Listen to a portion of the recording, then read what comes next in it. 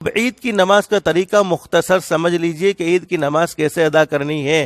عید کی نماز چونکہ واجب ہے، سب سے پہلے نیت کرنی ہے۔ اب نیت دل کے ارادے کا نام ہے۔ نیت میں جیسے ہم بولتے ہیں بہت سی مرتبہ، تو یہ بولنے کی کوئی ضرورت نہیں ہوتی۔ اگر کسی نے بول لیا تو کوئی غلط نہیں ہے، لیکن بولنے کی کوئی ضرورت نہیں ہوتی۔ جیسے بہت سو کوئی عادت بنی ہوتی ہے کہ میں 2 رکعت فرض پڑھتا ہوں فلانے امام صاحب کے پاس، فلانی مسجد کے اندر، اور فلانے کی طرف، یہ سب چیزیں بولنے کی ضرورت نہیں ہے۔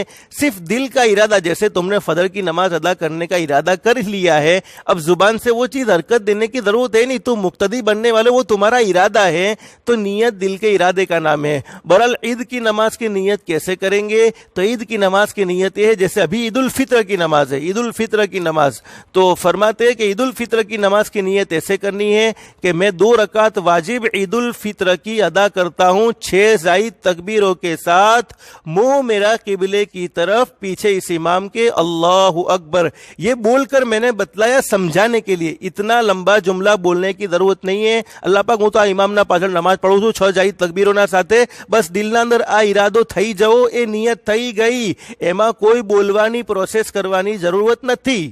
یہ بات سمجھ لو، بولنے کی کوئی ضرورت نہیں ہے۔ یہ میں نے تم کو سمجھایا کہ 6 زائد تکبیروں کے ساتھ دل میں یہ ارادہ ہونا چاہیے کہ یہ نماز میں 6 زائد تکبیریں ہوں گی اور میں اس امام کے پیچھے پڑھنے والا ہوں، اور یہ نماز عید الفطر کی ہے، ورنہ اللہ تو جانتا ہے یہ تم کون سی نماز پڑھنے کے لیے آئے ہو، تو بولنے کی ضرورت نہیں ہے۔ لیکن ایک مسئلہ یاد رکھو، اگر تم نے بول لیا بھول میں سے عید الفطر کی جگہ عید الاضحیٰ بولا، حالانکہ تمہاری نیت عید الفطر کی تھی اور بولا عید الاضحیٰ، تو کچھ مسئلہ ہو سکتا ہے۔ اس سے بہتر یہی ہے کہ آپ بولے نہیں بلکہ دل میں ارادہ کر لے، نیت یہی ہے کہ میں 2 رکعت واجب عید الفطر کی پڑھتا ہوں 6 زائد تکبیروں کے ساتھ، 6 زائد یعنی 6 ودھارے کی، 6 ایکسٹرا تکبیروں کے ساتھ، منہ میرا قبلے کی طرف، پیچھے اس امام کے۔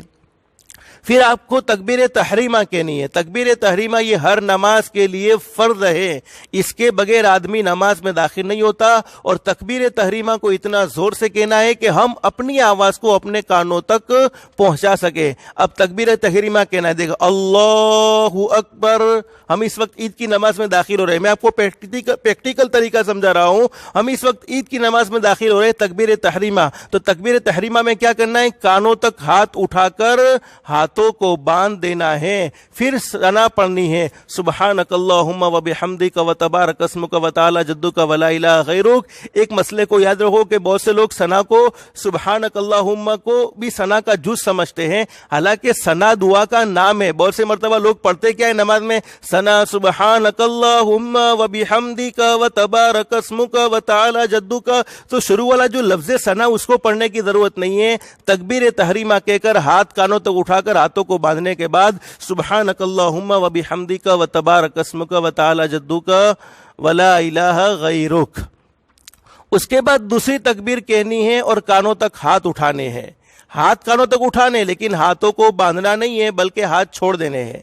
تیسری تکبیر کہنی ہے، کانوں تک ہاتھ اٹھا کر ہاتھوں کو چھوڑ دینے ہیں، اور چوتھی تکبیر میں کانوں تک ہاتھ اٹھا کر ہاتھ کو باندھ لینا ہے۔ اس کے بعد سورہ فاتحہ پڑھیں گے، سورہ فاتحہ پڑھنے کے بعد سورت کو پڑھیں گے، سورت کو پڑھنے کے بعد رکوع کریں گے، اسی طریقے سے سمیع اللہ لمن حمیدہ کہہ کر کھڑے ہوں گے، 2 سجدے کریں گے، 2 سجدے کرنے کے بعد پھر دوسری رکعت جب شروع کریں گے تو دوسری رکعت میں کھڑے ہونے کے بعد پہلے سورہ فاتحہ پڑھیں گے، سورہ فاتحہ پڑھنے کے بعد سورت پڑھیں گے، سورت پڑھنے کے بعد ڈائریکٹ رکوع میں چلے نہیں جانا، اس بات کو دھیان میں رکھنا ہے۔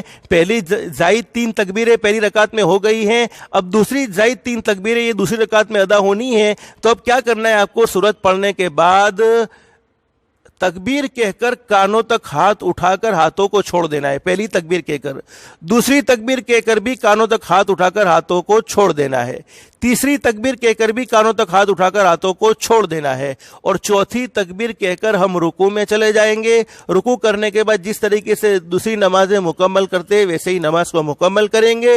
نماز کو مکمل کرنے کے بعد اللہ سے مختصر دعا مانگیں گے، वैसे जितनी मांगना चाहो अपने घर पर रहकर, लेकिन मस्जिद के अंदर है तो भीड़ न होवे, या किसी महल्ले में जमा हुए हो तो भीड़ ज्यादा देर तक न रहे, इसलिए मुख्तसर दुआ मांगेंगे। उसके बाद खुतबा मसनूना 2 खुतबे पढ़ेंगे, उसके बाद हम अपने घर पर रुखसत हो जाएंगे। तो ये ईद की नमाज का मैंने मुख्तसर आपको तरीका समझाया। अल्लाह पाक हम सबको रमज़ानुल मुबारक के महीने में जो कोताहियाँ हो गई माफ़ फरमाए, ईद की नमाज को भी सही सही अदा करने की तौफीक नसीब फरमाए। ईद के दिन तमाम फितने फसाद से अल्लाह पूरी पूरी उम्मत मुस्लिमा की हिफाजत फरमाए। अल्लाह पाक हर एक की जान माल इज्जत आबरू में खूब खूब बरकत नसीब फरमाए।